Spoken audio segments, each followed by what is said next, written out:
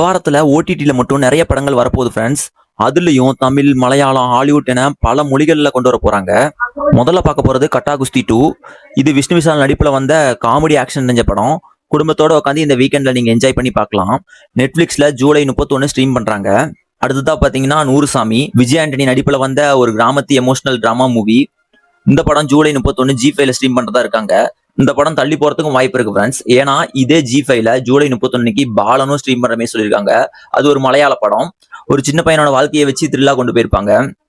அடுத்ததா சின்ன சின்ன ஆசை, ஜூலை 28 ஜியோ ஹாட்ஸ்டார்ல ஸ்ட்ரீம் பண்ண போறாங்க.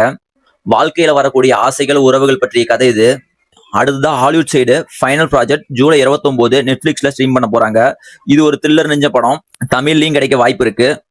த டெவில் இஸ் மவுத், இதுவும் ஹாலிவுட் படம் தான் ஃப்ரெண்ட்ஸ். இதுவும் ஜூலை 29 பிரைம்ல ஸ்ட்ரீம் பண்ண போறாங்க. இதுவும் ஒரு ஆரல் த்ரில்லர் நெஞ்ச படம்.